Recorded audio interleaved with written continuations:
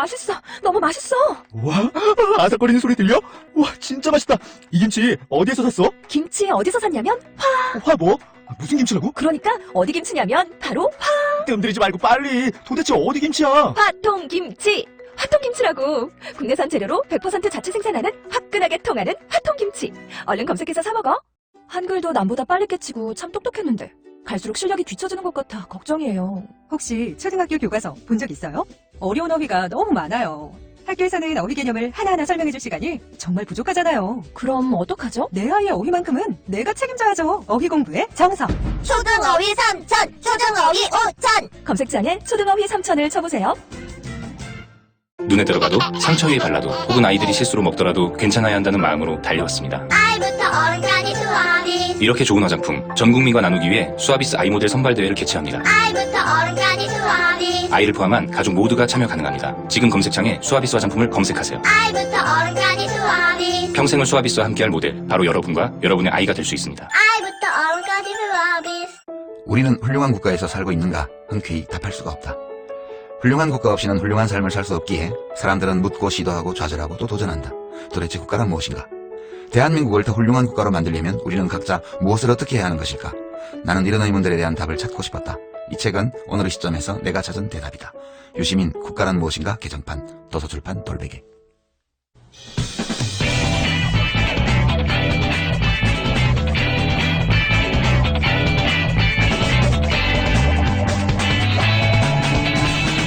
김어준의 뉴스공장.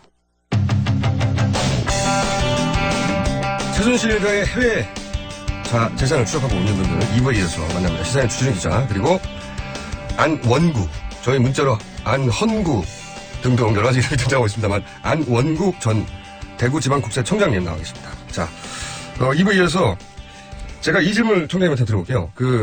처음에 합류하셨을 때 오랜 시간 이 재산을 추적해왔던 주진우 기자나 안민석 의원이 이런저런 얘기를 막 했을 거 아닙니까? 이런 식으로 돈이 이제 해외로 빠져나갔다. 네. 전문가가 보시기에 처음에는 그럴 리가 없다고 생각하지 않으셨을까요? 처음에는 저도 안 믿었죠.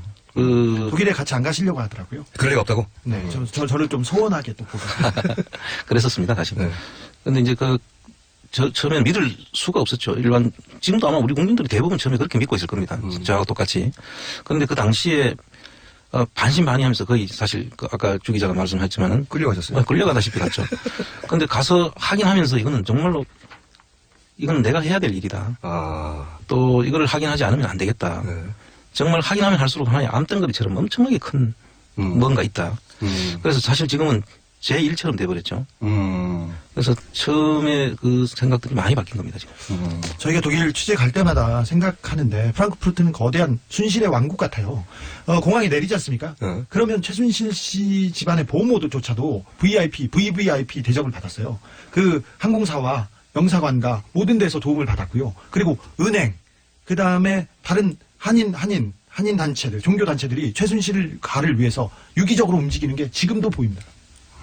근데 이제 그 얘기를 처음에 들으실 땐 설마 그럴까 싶었는데 가서 이제 본인으로 직접 확인하고 서류들을 보고 기타 확인을 해가는 과정에서 맞구나 하고 이제 생각하셨군요. 그렇죠. 하나하나가 다 처음에는 반신반의했던 것이 직접 그 증인들을 통해서 증언을 듣고 또 서류를 보고 직접 현장도 가보고 저희들이 지금 할 수 있는 건 지금 다른 방법은 없습니다. 서류를 우리가 수사권이 있거나 조사권이 있는 상태가 아니기 때문에 그분들의 말을 듣고 이제 크로스 체크를 하고 이렇게 이제 현장도 직접 가서 보고 이랬는데 거기 페이퍼 컴퍼니에 있다고 하면 거기 가서 진짜 페이퍼 컴퍼니인지 아닌지 가늠해보고 가보고 거기에 있는 사람들을 만나서 대화도 해보고 정말 발로 뛰고 만나고 현장에서 전부 다 지금 저희들이 확인을 하고 있죠. 그래서 그 상태를 보면 볼수록 처음에는 긴가민가 했던 이야기들이 희한하게 전부 다 하나씩 딱딱 맞아 떨어지는 겁니다. 그래서 이게 뭐지 하는 지금 정말 홀린 것처럼 그냥 단순하게 듣던 이야기인데 가서 그럴 리 없어 하다가 정말 그렇게까지 했을까 했는데 가서 들어보면 그게 다 현실로 나타나니까 충격이셨겠어요, 처음에. 상당히 충격이었죠. 그러면 지금은 이제 그 거대한 암덩어리 내가 제거해야 되겠다 이렇게 생각하시는 거예요? 그렇습니다. 거대한 암덩어리. 자, 그러면 이번에 독일에 간 그 성과는 뭡니까, 주진 기자? 이번에 갔을 때는 최순실 씨가 독일에 정착하는 처음에 초기에 어떻게 최순실 씨가 독일 사회에 들어가서 그 인연을 맺고 그다음에 어떤 기반으로 사업을 시작했는지 그런 부분을 확인했습니다. 80년대에 임정평 교수라고 법대 교수라고 합니다. 그 교수의 소개로 최순실 씨가 독일에 있는 교민 회장, 그 다음에 그리고 그 기둥 역할을 하는 그런 분들 2-3명하고 인연을 맺습니다. 그리고는 같이 어울려 다니면서 그 재산에 관련된 회사를 만들고 그다음에 일을 하기 시작합니다. 독일에 오랫동안 이제 기반하고 있던 교민들하고 이제 결합하는 과정이 초기에 있었던 거군요. 네. 처음에 최순실 씨는 그 3스타의 딸이라고 소개를 받았어요. 본인을? 네. 그래서 독일로 유학을 온다고 그래서 소개를 받았답니다. 교민들은. 네. 그런데 아무리 봐도 공부하기는 안 생겼고 와서 공부는 안 하고 주로 쇼핑하고 그리고 네. 다른 일들을 보러 다녔답니다. 초반에는. 네. 유학생 아닌 특이한 일을 많이 벌였답니다. 그러다가 이제 이 본인의 재산을 독일로 옮기는 걸 도와주는 사람들하고 결합되기 시작한 거군요. 그렇습니다. 네. 그래서 그러면 이번에 가서는 초반에 그 일을 도와준 사람들의 증언을 들으신 거예요? 네, 그런 분들 서너 명을 만났습니다. 내가 이런 식으로 도와줬다. 네네, 같이 회사를 만들었고, 같이 만들었고, 그 다음에 정윤회 최순실 씨와 어떻게 어울렸으며, 어떤 한 분은 정윤회 최순실 씨의 결혼식에 참석했다는 분도 있었습니다. 굉장히 구체적인 증언을 들으셨네요. 그리고 정유라의 처음에 임신하기 위해서 네. 그 노력했던 부분들과 또 사적인 관계까지 그리고 정유라가 최순실 씨하고 이제 같이 왔을 때 자기가 맡아서 케어했다는 이야기 뭐 그런 이야기들이 그 쭉 요번에 상당히 대단히 구체적으로 들을 수 있었습니다. 초반에 그러면 맺어진 인연으로 그 인연이 끝난 건가요? 아니면 지금도 이어지는 건가요? 지금도 이어지고 있고요. 네. 어떤 분은 대를 이어서 최순실 씨의 그 재산을 위해서 재산을 관리하거나 아니면 대를 이었다는 건 처음에 만났을 때는 아버지들을 만났고 네. 지금 그 아들이 그런 일을 한다는 건가요? 최근에 정유라 씨의 그 보호자 그리고 뭐 도피를 도와주고 있다고 지목된 데이비드 윤이라는 분이 있지 않습니까? 네. 그분의 아버지와 네. 아버지와 그 최순실 씨가 굉장히 가까운 사이였어요. 초반에 네, 그분이 박 대통령을 박 대통령이 삼촌이라고 불렀다고 하고 그렇죠. 그렇습니다. 최순실 씨는 오빠라고 불렀었는데요. 네. 그분은 한국 파독 광부셨고 네. 제독 동포의 대부 같은 분이세요. 네. 그 성격도 호방하시고 그리고 인맥도 넓고 한국에 있는 정관계하고도 굉장히 넓은 인맥을 과시합니다. 그리고는 이분이 많이 베푸셔서 지금도 주변에 사람이 많이 따릅니다. 근데 그분을 만나서 초기에 최순실 씨를 도와줬던 그분을 만나서 그분을 통해서 직접 들으신 얘기예요? 네, 그렇습니다. 처음에 이런 식으로 정착을 했다. 네. 그리고 이런 식으로 재산을 부동산으로 바꿨다. 초반의 방식이 거기서 나온 거네, 그러면?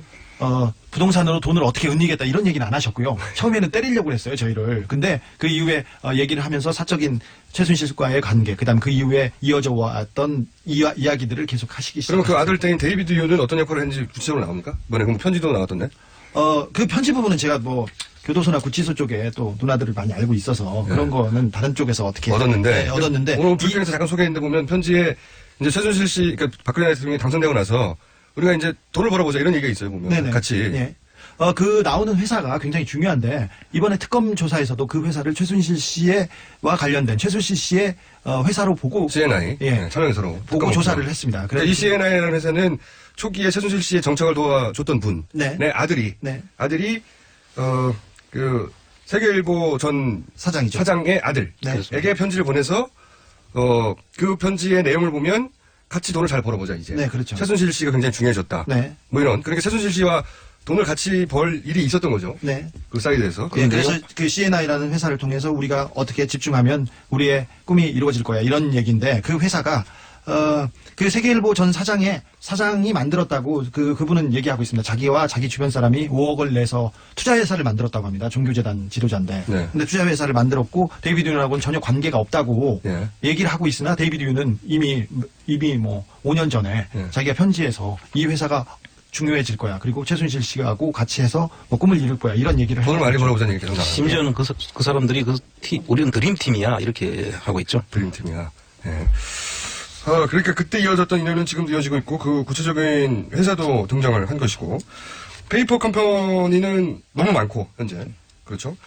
그리고 또 한 가지 갈래 아까 이제 종교계, 기업계, 교민 이렇게 세 갈래로 도움을 얻었고 그 도움을 얻어서 그분들 이름이나 관계자 이름으로 다 페이퍼 컴퍼니가 만들어져 있다. 그래서 이분들 이름만 따져가지고는 이게 페이퍼 컴퍼니인지 아닌지 최순실 자산이 아닌지 알 수가 없는데 히스토리로 거슬러 올라가 보면 그렇다는 거죠. 예. 네, 출발이.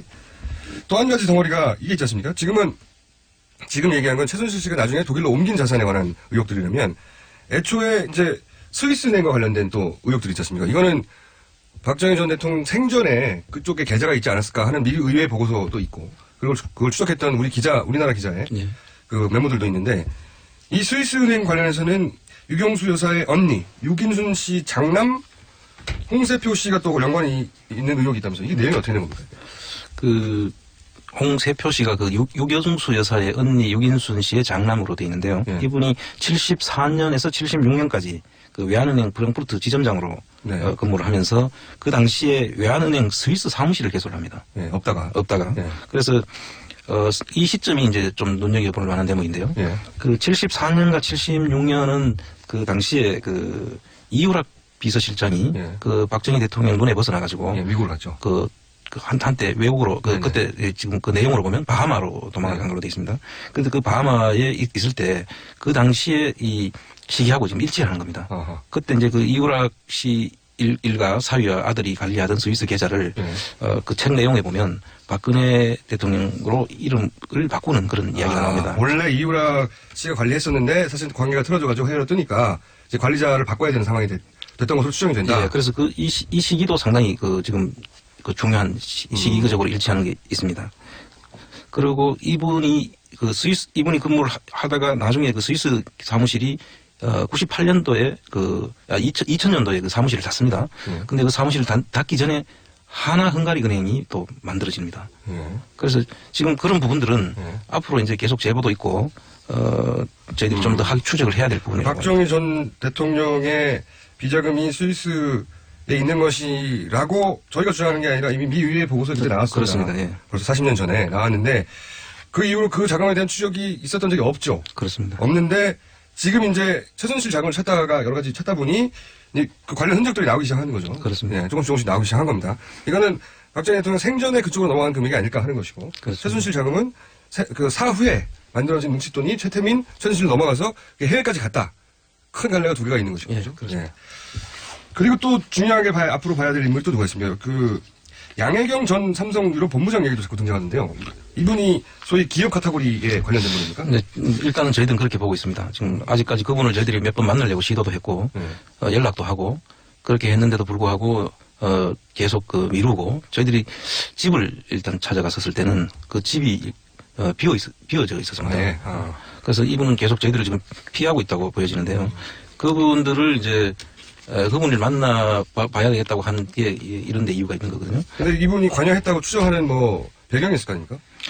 근데 일단 삼성이 독일에서 정유라 최순실 씨의 딜을 다 봐줬고요. 그리고 양혜경 씨의 인맥들이 주요 자리로 다 포진합니다. 미얀마 대사로 간 그 분도 양혜경 씨의 부하였고요. 그다음에 포스코 권어준 회장 이번에 다시 이 탄핵 와중에도 재신임이 돼가지고 이게 임기를 이어간다는데 이분도 그 양혜경 사장과 막역한 그 제독 그 경제인의 소속 사람들입니다. 다 연결되네요. 네. 그리고 그 하나은행의 이상화 지점장 있지 않습니까? 계속 문제가 되는. 네. 대통령이 그렇게 승진을 시키라고 몇 단계를 그냥 뛰어서 승진을 시키라고 했던 사람도 그 양혜경의 학교 후배고 그 단체에서 그 막내 일을 하던 사람들입니다. 그래서 양혜경 사람들이 주로 최순실가에서 그리고 박근혜 정권에서 중요 자리에 포진합니다. 중요하게 프랑크푸르트만 들렸다가 그리고 양혜경 주변만 들렸다가 가면 한국에서 좋은 자리를 받고 있습니다, 지금. 지금 한도 경제인회는 이분이 만드셨고요. 아예 양혜경 씨가 만드셨고 또 여기서 이 미얀마 대사도 배출됐고 많이 그렇습니다. 배출됐죠. 지금 코이카 이사장도 배출됐고 여기에 언급 안 된 한 열 몇 분이 지금 주요 보직에 가 있더라고요. 그러니까 찾아보시니까. 네. 그래서 이분들이 그냥 된 것이 아니다. 그런 생각이 들고 또 고대 교우회장을 지내신 분이 홍세표 씨 앞에서 말하는 유럽 스위스 사무실을 개소했던 분. 그분의 고대 교우회장을 하실 때 양혜경 씨가 또 고대 교우회 간사를 맡으셨어요. 다 연결됐군요, 다. 이상화 씨도 고대 교우에서 또. 그러니까 박근혜 대통령의 친인척 라인에서 거기서 교우회나 거기서 혹은 독일에서 인연이나 이런 식으로 형성된 거군요. 그리고 지금 현재 정유라의 말과 관련된 부분들에 보면 그 정유라 말 관련해서는 이분의 직간접적으로 도움이 있었다는 정황이 이분이 IOC 쪽에 그 승마 관련한 상당히 인맥이 엄청나게 넓다고. 양혜경 씨가요. 그래서 아마 승마 관련한 일들의 대부분이 이분의 커넥션이나 도움이 있었지 않을까. 그런 추정들이 있다. 그런데 그래서 한번 확인해보려고 만나고 싶었으나 만날 수는 없었다. 여러 차례 시도했습니다. 그런데 독일에서 저희가 취재를 하면서 계속해서 양혜경 씨의 이름이 나옵니다. 그래서 한 축의 정점에는 양혜경 씨가 있는 것이 아닌가. 그런데 그 양혜경 씨를 또 거슬러 보면 유영수 여사의 언니의 장남 홍세표 씨하고도 관련이 있다는 거죠. 예, 그 고대 교회 굉장히 오래 올라가야 되네요. 이걸 파괴보려면. 네, 그렇습니다. 이상화 씨는 하나 더 짚고 이상화 넘어가야 씨는 되는데. 참고로 이름이 너무 많이 등장하니까 잠깐 정리하면 정윤아 씨가 그 독일로 갈 때 정착할 때 그 현지 그때는 외환은행이었죠. 외환은행에서 그 무역에서나 받는 신용장을 받아가지고 대출을 하게 해준 분입니다. 그렇습니다. 국내에 돌아와서는 3번에 걸친 대통령을 통한 인사청탁을 통해서 결국은 그 글로벌 본부장이 된 분, 계속 등장하는 분이죠. 예, 이상화 씨는 최순실 씨와 함께 미얀마 있지 않습니까? 미얀마 프로젝트 때 함께 갔던 사람입니다. 고영태도 같이 갔었는데. 하나은행하고 이상화 씨가 무슨 상관이죠? 이제 정말 하나은행하고 미얀마하고 상관이 있었나요? 상관이 없었죠. 그런데 이제 이런 그 땅을 사고 거기에 뭐 프로젝트 파이낸싱을 하고 거기에 사업을 펼치려면 미얀마에 예, 누군가 하나가 가져야 되는데 금융을 잘 아는. 그렇죠. 이 그 금고지기, 자금지기 역할을 이상화 씨가 할 것으로 추정이 된다. 네네, 할 것으로 그 역할을 가지고 갔겠죠, 미얀마에. 그리고 현재 글로벌 아직 확인 안 돼도 추정이라고 하죠. 그리고 그런 글로벌 의혹이 있다. 본부장에 계속 그 자리를 달라고 최순실 씨가 계속 요청을 했던 겁니다. 그렇죠. 그리고 현지에서 들은 이야기는 그 이상화 씨가 그 현지 부동산도 상당히 그 최순실 씨 쪽에다가 소개도 하고 알려줬다는 그런 독일 그 지점장을 할 때. 그건 팩트입니다. 부동산을 많이 연결해주고 많이 소개해주고 그랬어요. 최순실 씨가 독일에서 돈 문제를 해결하는데 큰 도움을 준 사람이군요. 네, 그렇습니다. 예. 그리고 국내 와서는 글로벌 영업 본부장이 됐고 그 최순 인사청탁을 통해서 네, 자리를 만들어서 줬죠. 예, 그게 이제 안정범 그 수석의 다이어리에 나온 내용이고 네.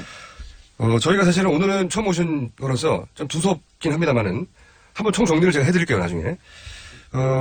그래서 이상화 씨 이름이 자꾸 등장하고 그러면 이렇게 쭉 해보시니까 아직 뭐 다 알아낸 것도 아니긴 하겠습니다만은 대략 이렇게 보시니까 해외에 넘어간 재산의 규모가 어느 정도 될 것 같다고 생각하십니까?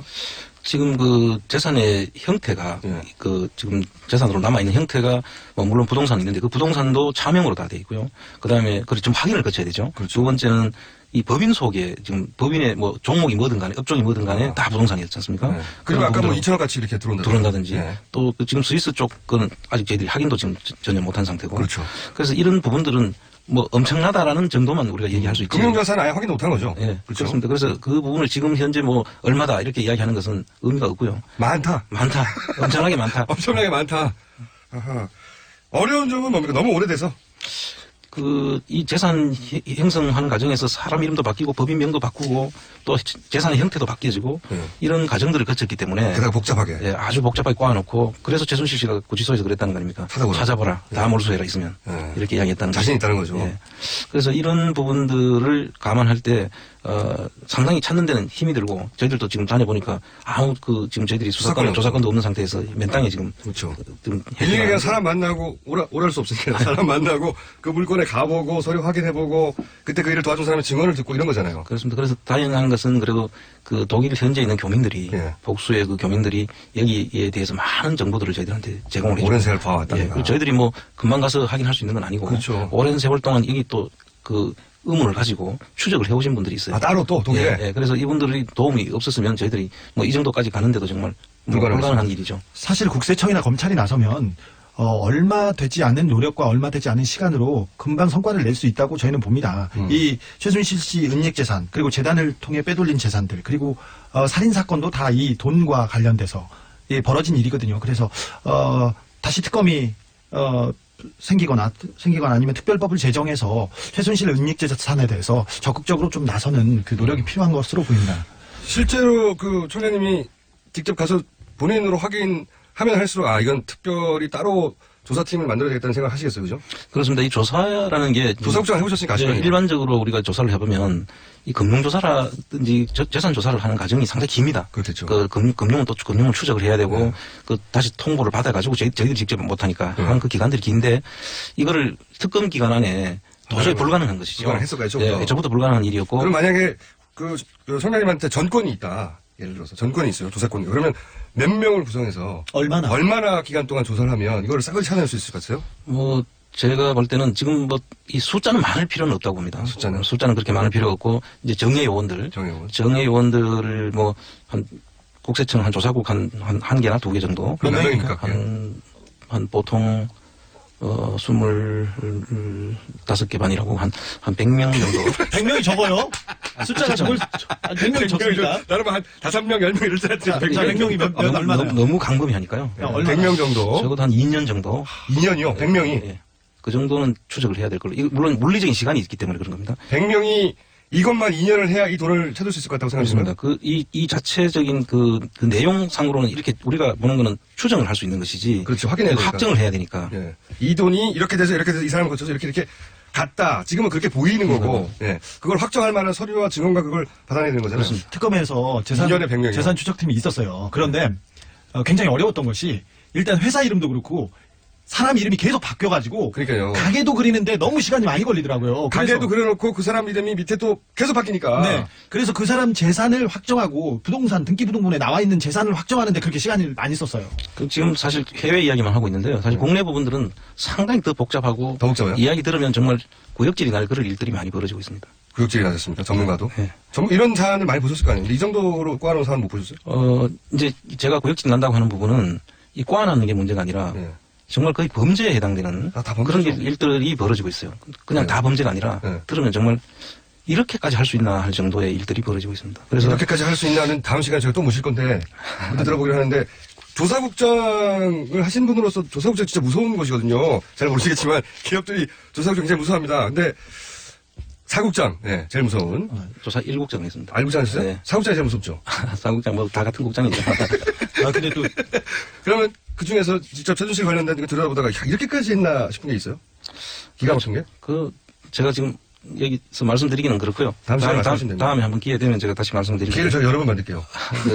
이 내용을 보면 정말 저희들이 그 신문에서 사건 사고에 나오는 정도의 그런 일들이 이분들이 연관되어 있는 것으로 보이는 건 정황들이 많이 있어요. 그래서 그 부분들은 지금 이제 좀 더 확인을 해야겠지만 아직 신문에 보면 대서특필해야 될 그런 정도 일들이 수록합니까? 있고 일부는 수사가 됐는데 일부는 수사가 됐는데 뭐 어느 정도 선에서 끊기는 정황도 있고요. 하다 말았다는 그런 정황도 있고 그래서 이런 부분들은 전반적으로 여기 특별법을 만들어 가지고 별도의 조사위원회를 만들고 그 조사팀들이 구성돼서 하지 않으면 이거는 그야말로 앞으로 영원히 안 밝혀질 그런 사안들이라고 봐야 됩니다. 100명 2년요? 그리고 이게 그냥 그 정예 요원들이라는 게 이제 여기서 말하는 건 국세청의 조사 요원들뿐만 아니라 수사관들까지도 같이 해야 돼요. 가해 별도의 특검거리네요. 하나에 단일 사안으로. 훨씬 지금 앞에서 한 특검보다는 훨씬 더 큰 사실은 이게 모든 사건에는 돈이 있지 않습니까? 돈이 핵심이죠. 그래서 그 돈에 따라가다 보면 이 사건의 본질이 다 드러날 것 같아요. 그래서 저는 사실 다른 부분들 앞에서 이야기한 부분들은 큰 관심이 없었는데 그게 다 나중에 다 돈으로 다 한 가지로 연결이 되지 않습니까? 그렇죠. 이게 국정농단이 아니라 그야말로 돈 때문에 일어난 사건이에요. 그렇게 봐야 되는 거죠. 맞았습니다. 네. 국정을 농단하려고 한 게 아니라 돈을 떼기려고 하다 보니까 거기 걸리적거리는 것들을 다 치우고, 그죠? 미리 정지 작업을 하고요. 그 돈을 벌기 위해서 필요한 모든 일을 하다 보니 그게 국정농단이 된 거예요. 확 와닿습니다. 자, 오늘은 맛백입니다, 그러나. 맛백이고요. 저희는 설사, 그런 일은 없어야 되겠지만 설사, 개인적으로는 절대 그래서는 안 된다고 생각하나, 설사 기각이 되더라도 이 사안은 안원구 대구지방국세청장, 사실 안원구 국세청장이면 국세청장 1순위였어요. 네, 1순위였는데, 어떻게 하다가 이명박 대통령한테 밑보여가지고, 감옥 갔다 오신 분입니다. 그 얘기는 언제 할 기회가 있겠죠. 2년 갔다 오셨나요? 그렇습니다. 오래 갔다 오셨어요? 자, 오늘 맛백이고, 기각이 되는 인형이 되는 저는 안원구 국세청장님과 함께 앞으로 이 재산 찾아가는 과정 코너로 아예 만들까 생각 중이고요. 다시 모시겠습니다. 오늘 첫 방송 어떠셨어요? 소감이? 제가 하면은 전부 다 다큐가 돼가지고 사실 이 방송에 격을 떨어뜨릴까봐 제가 상당히 걱정을 했었습니다. 격이 별로 없어요. 저희가. 오늘 여기까지 하겠습니다. 시사인의 주준 기자 그리고 안원구입니다. 안원구 전 대구지방국세청장이었습니다. 감사합니다. 미 항공우주국 나사에서 우주인들의 비상식량으로 쓴다는 남미 최고의 완전식품 마카 플러스 한국에서 가장 비싸고 귀한 식품이라는 산삼 플러스 거기에 한국인이 좋아하는 녹용까지 일단 이 세 가지를 모두 넣은 제품이 나온 거니까 마카 산삼 녹용 대박 좋은 건 다 있네. 031-323-2559 영암네이처 YHNATURE.com 똥은 싸고 다니냐? 미치도록 싸고 싶다. 빅동의 추억. 이놈 장사라! 구렁이 똥 이뻤다. 장이 살아야 내 몸이 산다. 혈중 콜레스테롤 개선과 배변 활동에 도움을 주는 건강기능식품입니다. 빅동의 추억, 미궁 장사랑. 지금 검색창에 미궁 장사랑을 검색하세요. 이건 제가 써보니까 효과가 있는 것 같아요.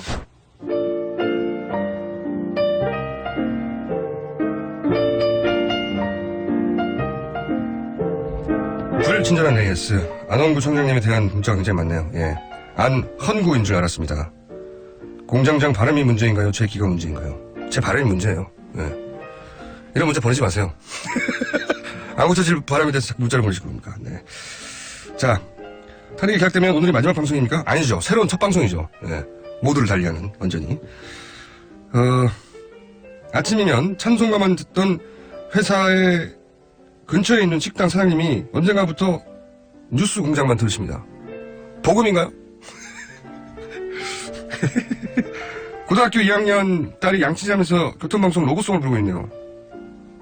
춘천에 사는 분인데, 예. 춘천여고 2학년 전인지 파이팅. 양치질 할 때만 로고송을 부르나 봅니다. 자, 여기까지 하겠습니다.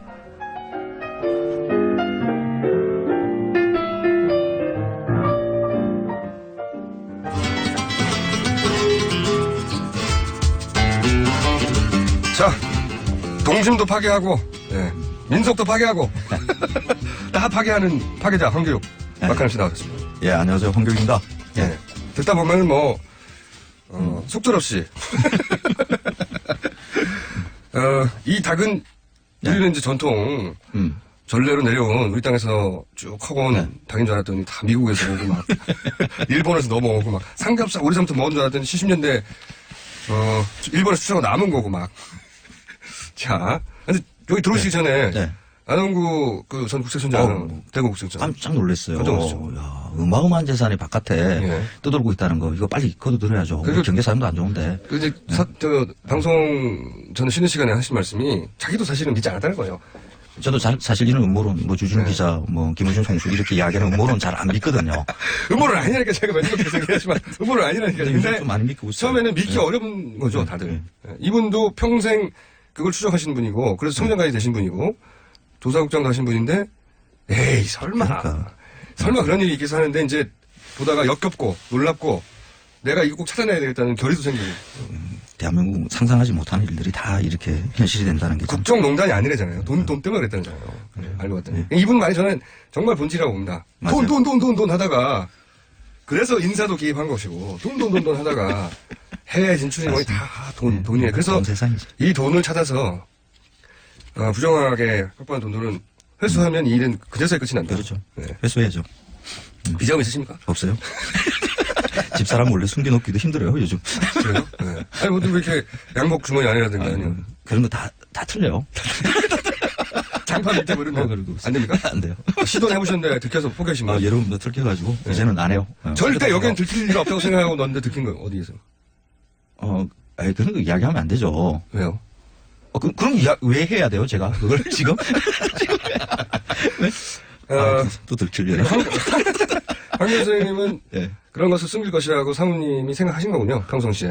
이 양반이 숨겼어. 딴 이야기하죠, 딴 이야기. 숨겼어. 그러면서 막 드시는 거죠. 다 나와. 다 들켜. 자, 오늘은 어떤 음식입니까? 신설로 이야기하려고 그래요. 신설로? 뭐 탄핵도 뭐 가까우고 하는데, 박근혜 대통령이 이제, 한테는 신설로. 청와대의 추억의 음식이 될 것 같기도 하고. 박 대통령이 신설로를 좋아했답니까? 청와대의 만찬, 메인 메뉴가 신설로예요. 아, 그래요? 네. 만찬 안 가봤죠? 저는 박근혜 대통령한테 초대받았을 리가 있나요? 근데 이 만찬의 그 신슬로가 오르는 것은 꽤 오래됐어요. 그러니까 언제부터인지 한번 뭐 박정희 정부 때부터일 수도 있어요. 전통 음식이라고 뭐 이렇게 올라왔나 보죠? 그래서 그때였죠. 그러니까 김대중 대통령과 노무현 대통령 두 분을 모셨던 그러니까 의전을 담당하시는 분을 한번 우연히 술자리에서 한번 그 이야기를 나눈 적이 있어요. 우리나라에는 국빈 만찬을 낼 때 메인 음식으로 신설로를 내는데 공중 음식이었기 때문에 그렇게 하는 그러겠죠. 그래서 뭐 음식 코스로 이렇게 나오다가 갑자기 이렇게 불이 꺼진대요. 그리고 주방 쪽을 향해서 스포트라이트가 딱 떨어지고, 그러면 요리사들이 쟁반에다가 신슬로를 들고 이렇게 딱 등장. 이렇게. 그래서, 그냥 그 청와대에서는 그렇게 해오던 음식이니까, 뭐 그러고 있는데. 궁중 음식이니 청와대 격이 맞다, 뭐 이렇게 생각했나 보죠. 근데 그 의전 담당이 그 외국에, 그러니까 노무현, 노무현 대통령 때 외국에 동남아시아 우리 순방을 갈 때 같이 따라 나갔대요. 근데 이제 그 외국에서 이제 그 국빈 만찬이 벌어지는 거죠. 우리나라 대통령이 이제 거기에서 초대받아서 손님이 되고요. 근데 거기서도 이제 음식이 여러 코스가 나오는데, 갑자기 거기서 불이 꺼지더래요. 불 꺼지고 주방 쪽으로 향해서 스포트라이트가 딱 떨어지면서 들고 나오는데 신슬로를 들고 나오더래요. 외국에서요? 네. 어느 외국입니까? 그 동남아시아 어디라 그러는데 그때 제가 술이 좀 마셔가지고 국가가 기억이 안 나요. 그러니까 그러니까 동남아시아 한 국가에서 자기들이 하이라이트를 주면서 우리나라의 대표 어떤 궁중 음식이나 아니면 기빈을 접대하는 음식하고 들고 나오는데 신선로를 똑같이 들고 나오더라고요. 이거 베낀 게 아니고? 그 신슬로라는 것은 그 안에 담겨 있는 내용물보다는 이 그릇, 신슬로 그릇이라는 이미지가 굉장히 강렬한 음식이죠. 그렇죠. 그래서 이 그릇에 안에 뭐가 담겨 있는가가 아니라 사실 그 모양이 모양 독특하니까. 근데 이런 모양의 그릇, 이 신슬로라는 것은 우리나라뿐만이 아니라 원래 만들어진 것은 중국에서 만들어졌고 중국의 문화권에 있는 나라들은 다 써요. 이 신슬로 그릇을? 네. 아이 참. 한국 사람들이 신슬로 먹어본 사람 이렇게 물으면 별로 없어요. 아마 뭐 10명 중에 1명도 안 나와요. 그런데 태국 여행 가서 아마 이 신슬로 그릇에 가장 많은 음식을 먹었을 거예요, 한국 사람들은. 그릇 중심으로 생각해보니까 그러네요. 그렇죠. 뭐 똠양꿍 같은 거, 이런 거 신슬로 그릇에 나와요. 맞습니다. 대만에 가면 뭐 이렇게 여러 전골류들 뭐 이런 것도 거기에서 나오고요. 뭐 필리핀 가서도 나오고, 인도네시아도 있고요. 뭐 다 있어요. 그러니까 넓게 보면 이제 아시아의 식기일 수 있는 거죠. 뭐 유럽에도 이 비슷한 그릇이 있기는 해요. 제가 방송 듣다가 한 분이 문자가 보냈는데 저는 빨래 건조대 양끝 봉 속에 저만의 50만 원을 숨겨두고 있습니다. 방송으로 이렇게 이야기를 해버리면 어떡해요? 빨리, 방송 들으신 주부님들은, 방송 들으신 주부님들은 빨리 건조대 양끝에 봉 속을 돌려보시기 바랍니다. 50만 원 있을 수 있습니다. 자, 근데 신선으로 돌아와서. 그래서 이 신슬로라는 음식을 우리는 국가의 대표 음식으로 여겨요.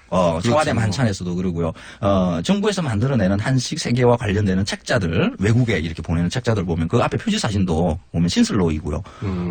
이미지들 다 신슬로가 국가 대표의 음식으로 이렇게 만들어 놓고 있죠. 그런데 지금 그 말씀하시니까 저는 이런 그릇을 터키에서도 봤어요.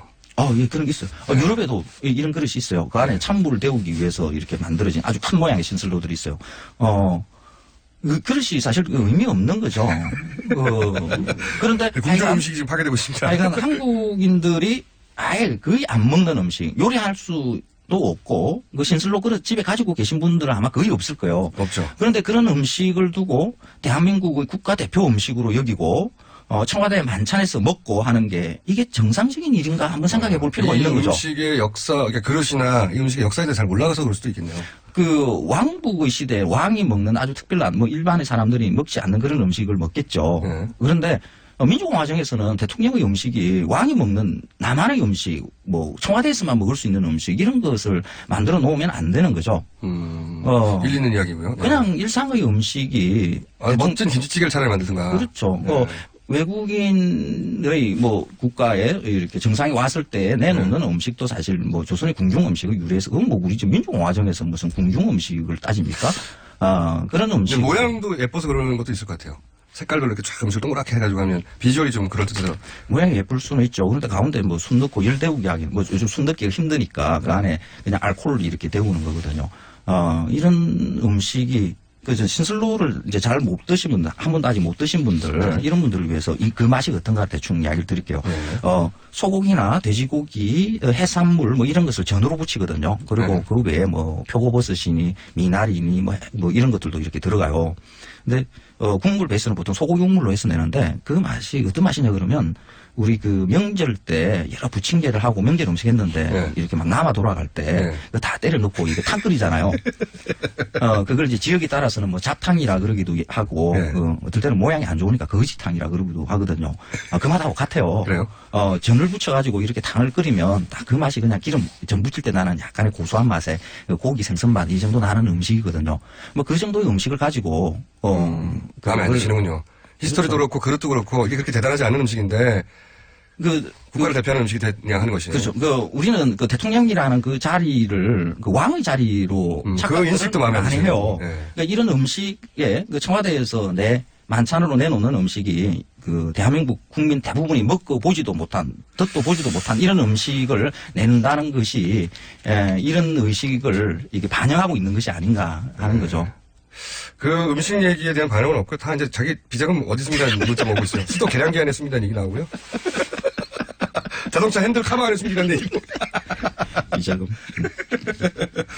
그러고 보니까 그 퐁듀 있잖아요. 퐁듀. 네. 퐁듀 그릇도 비싼 거 맞습니다. 아, 맞아요. 미국 네. 비싼 거 많이 있어요. 맞습니다. 아하.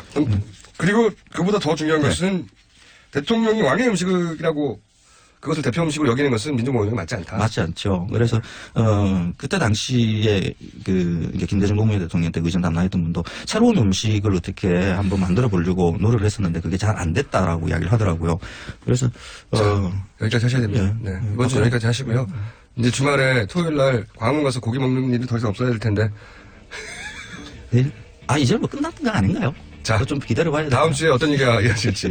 오늘 여기까지 하겠습니다. 황교익 씨였고요. 저는 김호준이었습니다. 고맙습니다. 월요일에 다시 뵙겠습니다. 안녕.